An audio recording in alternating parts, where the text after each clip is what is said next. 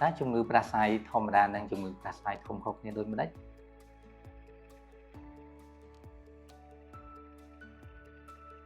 សូមគោរពនឹងជម្រាបសួរខ្ញុំបាទវិជ្ជបណ្ឌិតស្រស់ពិសិដ្ឋជាគ្រូពេទ្យផ្នែកជំងឺទូទៅនៃមន្ទីរពេទ្យរដ្ឋជាតិអូរ៉េនដា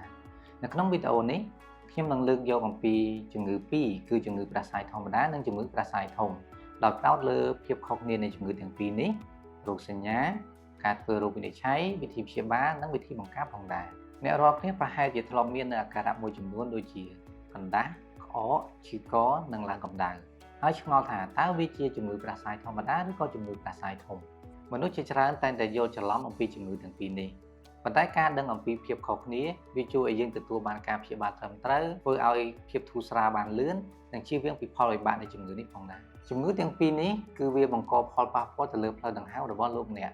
បើសិនជាអ្នកស្ដែងចេញនូវអាការៈដូចជាតឹងច្រមុះវាសម្បោរកណ្ដាស់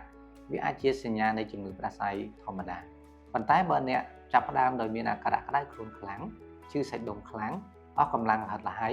វាអាចជារោគសញ្ញានៃជំងឺផ្ដាសាយធំភាពខុសគ្នាសំខាន់មួយទៀតគឺថាជំងឺផ្ដាសាយធំ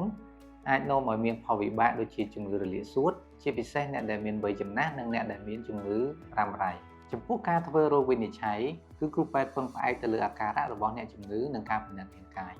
ក្នុងករណីចាំបាច់គេអាចយកសំណាកអំពីច្រមុះឬបំពង់ករបស់លោកអ្នកទៅធ្វើតេស្តរហ័សដើម្បីបញ្ជាក់អំពីជំងឺនេះឲ្យកាន់តែច្បាស់ជាចុងក្រោយសូមថែទាំសុខភាពរបស់លោកអ្នកឲ្យបានល្អបើសិនបើមានអាការៈដូចដែលរៀបរាប់ខាងលើ